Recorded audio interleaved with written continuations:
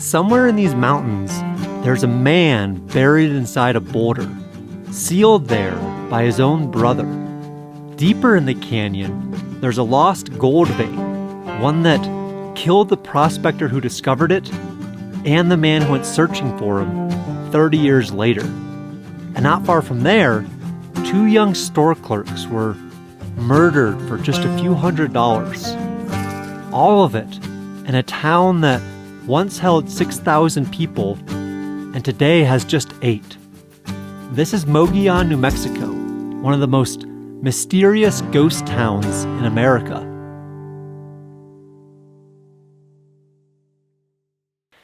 The history of Mogollon as a mining boom town really starts right here in this canyon that I'm standing, and with the man that's sealed inside this boulder behind me. That is where James Cooney lies. And Cooney originally came to this area in 1875 as a scout for the U.S. Army. And on his mission, right here along this river, he found a really rich vein of silver. And knowing at the time that this was Apache territory, he knew that it was too dangerous and contested to do anything. So instead he waited. And a couple years later, after he got out of the Army, he came back and he started mining. And things started going good. He was finding silver, he was finding gold, he was mining, until a little bit into the mine, he was attacked and killed by Apaches.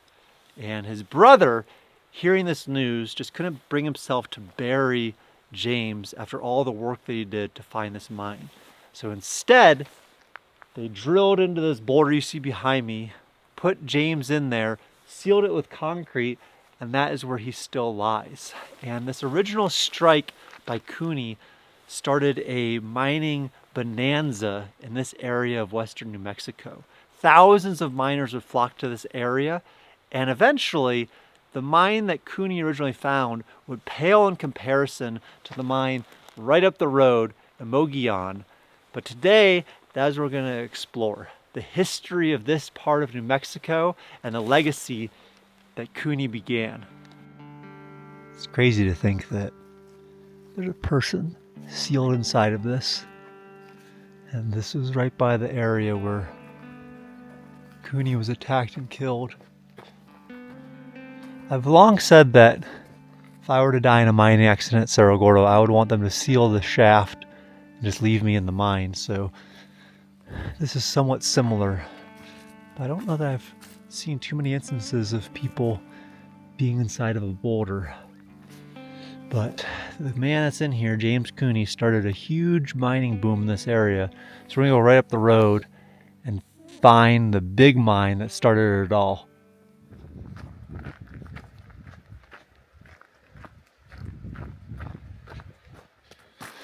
But zooming out a little bit, it wasn't like Cooney's death was an isolated incident in this area. There was a very brutal and bloody conflict for a long time around here between the Apaches and the settlers. And even a couple days before Cooney was killed, there was another battle just up the road in a place called Almond Valley that was led by a legendary Apache chief named Victorio. And there's stories that came out of that, and one from this woman named Agnes Meader that said that the women and children spent all night listening to the battle, and they're melting down lead and creating bullets. And as people were getting killed,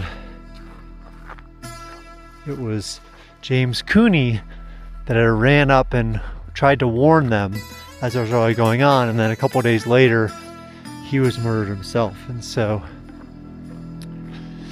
you know, it was someone else's land before it was the miners' land, and that's important to remember. But this whole area that we're in is just full of so many stories. But again, the real boom of this area was just up the road with this mine called the Little Fanny. And we're going to go try to find the Little Fanny, check that area out, and talk more about the history here. But just so much mining lore in one little canyon.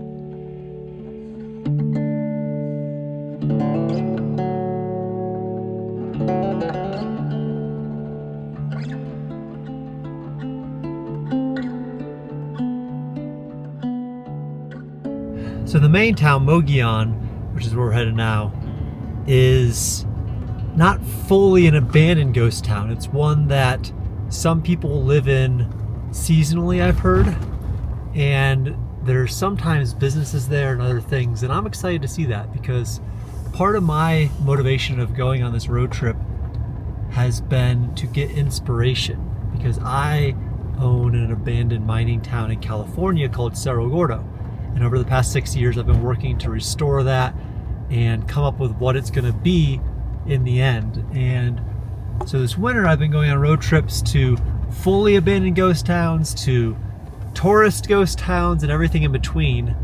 And this one feels like an in-between that still has some cool history and old structures to it.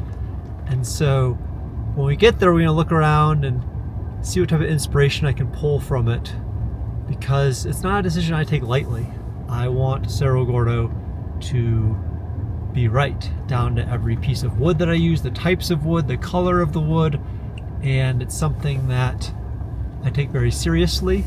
And so this winter I see this road trip as a deep research trip, and just getting into it, this is one that I've been looking forward to seeing for a while. So in about a mile we should get to the town core of what Mogollon is currently.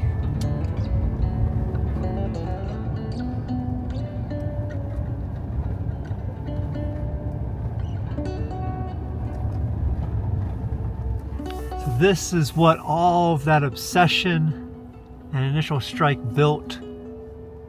Mogollon, New Mexico. And in the early 1900s, at its peak, 6,000 people were crammed into this narrow valley. And they pulled something like $20 million worth of silver and gold out of here, which adjusted for inflation is close to $500 million today. And so I think we're going to look around here, see what this is like, and then try to find the actual mine that built this whole place as well. But you can see there's been some restoration. This is kind of a tourist situation these days, which I don't love but don't hate. So I'm gonna wander around, look around Main Street here, and understand what this whole place is about. The road into this place reminds me of Cerro Gordo, where I live, because it's twisty, turny, difficult to get here. And you have to imagine, back in the day when this was a mining town, they would have had to use mules to get up here. They would have had a team of the mules to bring every piece of equipment, every board, every log, every stone that you see all the way up here. And it just is really hard to imagine. And from my understanding, when this was a really big booming town, there was a lot of money flowing through here. And so you had certain types of areas, like there was a red light district, there were saloons, they were all running 24/7. And these places 100 and something years ago weren't exactly friendly establishments. I was reading about this saloon run by this guy named Penny and Sheldon, and their theory seemed to be to get their customers as drunk as they could, to gamble away all their money, and then to beat them up and throw them out into the street. And that kind of lawlessness and debauchery attracted a certain type of clientele. And so Butch Cassidy and the Wild Bunch was all over New Mexico, and they apparently spent a lot of time here. And they weren't robbing this town, they were the customers. And so for a brief period of time, this quiet, quaint area that we're walking through now is one of the wildest and most dangerous towns in the Wild West. And driving in, you could still see little mining shacks up on the hillside, and you saw the head frame of the big mine up there that we're going to try to get to. Got a good collection of mining carts. Those aren't easy to come by. And so far, kind of your classic ghost town in between. By the 1950s, most of the mining was done here. And so what happens often in these old mining towns, especially in the 60s and 70s, is Hollywood came to town, and in 1973 they built this for a spaghetti western called My Name is Nobody with Henry Fonda. And this isn't real, and a lot of the buildings isn't real, but that's what happens in places like this. Real gets layered into the unreal, and over enough time it kind of blends into one. And so as you walk around places like this, you'll see things like that. And there's no structure like that at Cerro Gordo yet, but we have been approached by some movie studios to shoot some movies and build some fake buildings, and who knows, over long enough they just become old buildings. Because what are you going to do once the silver runs out? After the initial strike, the thing that really put Mogollon on the map was a mine that we're getting to right now. There was a mine discovered in 1887 by a prospector named Frank Vigneault, and he named it after his wife, so he named this mine the Little Fanny. It would go on to produce almost $8 million of silver and gold. It had shafts that went 1,100 feet straight down. It was a company town. And so, above the ghost town that you see today is the remnants of where the miners for that lived. And for me, I always like to imagine what a place was like when it was buzzing, when this was home and there was people waking up, having a cup of coffee, looking out at the mountains, getting ready for another day down 1,100 feet underground. It's easy to think of these structures as just static old buildings, but I like to imagine them alive with the people and the dreams and ambitions, but then also to connect towards the future too, and imagine that one day the houses that we live in will look like this, and all of those things that you're stressed about and worried about and excited about will be forgotten to time. So really, it's up to you what you do during the time that you're here. So looking around, Mogollon is out there. It's at the end of some twisty, turny roads. This time of year, there's not a lot going on out here. There's no cell phone service, and there's even less good lunch options for this time of day. But for this whole road trip, luckily I have had Huel with me. This is an entire meal in a bottle. It's got 35 grams of protein, 7 grams of fiber, all sorts of vitamins and minerals, and it just tastes amazing. This is the chocolate peanut butter flavor of their Black Edition.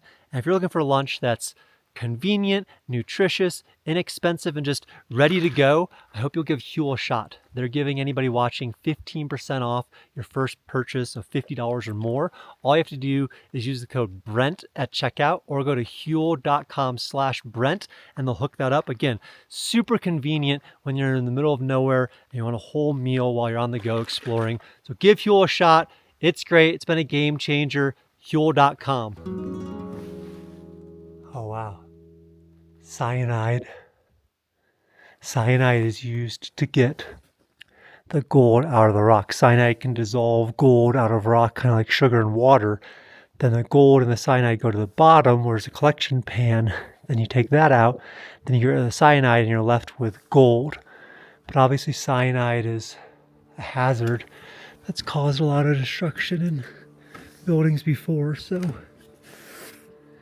this is what happens. So my debate always at Cerro Gordo is, on one end of the preservation is don't touch the buildings, let them fall down. And this is what happens, fairly quickly. These buildings weren't exactly made to last. These were made to maybe last the 6 to 8 years that a boom town would be around.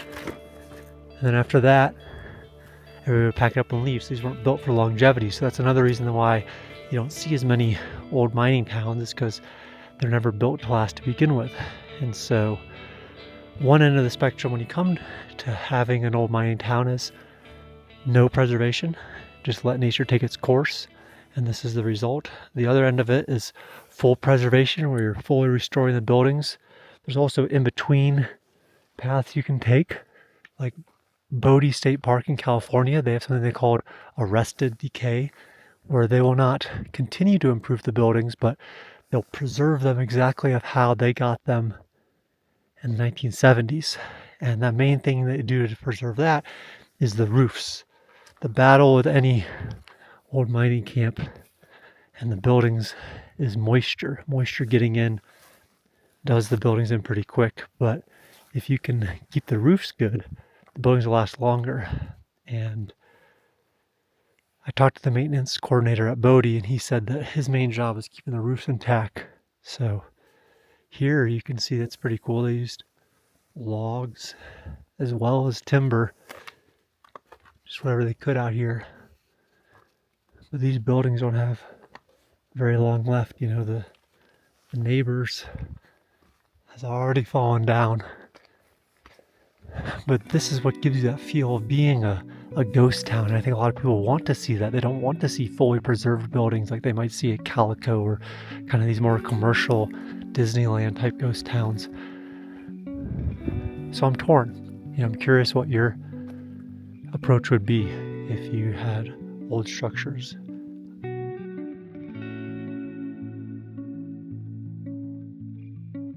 And so I mentioned that this was a company town, and company towns mean that usually they're very remote.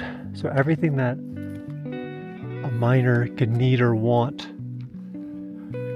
was all owned by the company.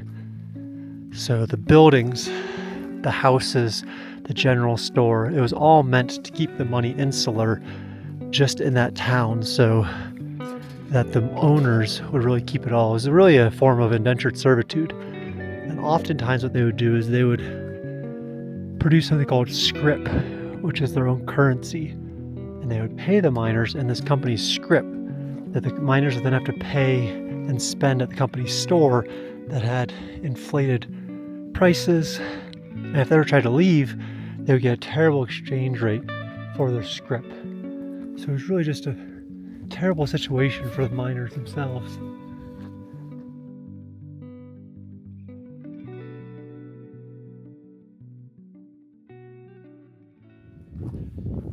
And this is it. This is what made this town a boomtown and brought thousands of people here and changed the course of thousands of families' lives and livelihoods. Is the Little Fanny mine that was 1,100 feet down. And from what I read, they're pulling 250 tons of ore out of this mine every single day. That's so much. And they're getting 10 ounces of silver and 1/5 of an ounce of gold out of every ton. So you can do the math on that, especially with silver now over $100 an ounce and gold at what it's at. It's an impressive structure. Scary even. The size of it. You can see below it the tailings pile. It's just a massive waste rock that was brought out in addition to the ore. It was known as a very deadly mine too. You know, the life expectancy for a miner here is just about 3 years, because every breath is slowly killing a miner from silicosis. The dust they're breathing in. Eventually, they'd introduce new methods to not kill the miners as fast, but this is just one of the most stunning locations for a mine I've seen.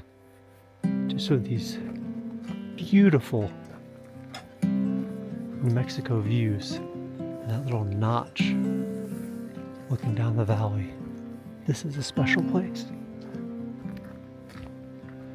The hoist house, that's what I called it where I was. Cerro Gordo, and you'd have some machine shops around here to service them. And oh, that's terrifying. That is a deep shaft that we want no part of. Stay out, stay alive. Wow. And the wheel right up top, so this looks like a dual shaft where they had 2 man cages going down, one on either side of the guide rails. So imagine a big cart bringing down, probably 2 to 4 people on that side, 2 to 4 people on this side. If it were to get stuck, you have your ladder over here. just incredible infrastructure going 24 hours a day, 7 days a week, pulling out as much possible ore as they could. This is awesome. We're gonna go back down. I'm gonna check out more of the town that exists these days, but this is an interesting parallel to what I have at Cerro Gordo, where the old mine that built the town is up on the hill above, and down below are the buildings that we're renovating and having people come and stay in. And there's a reason for that. You know, obviously the mine being up on the hill, you can have gravity help out with different processes, and gravity is helpful for moving ore. So the mine on the hill, you see it a lot, and this is the little Fanny here.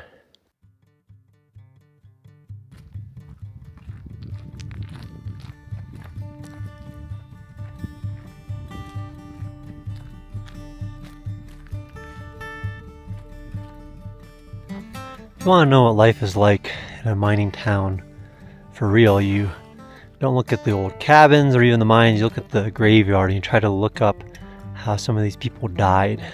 And this is the graveyard here. And if you look into it, there's all sorts of different reasons that the people are here. You see dates in the 1920s, 1917s, and a lot of the people here died because of the time in the mine. You know, there's some that are died because of cyanide, others died of breathing in too much dust. There's death certificates that talk about a cave-in that fractured a skull and a spine.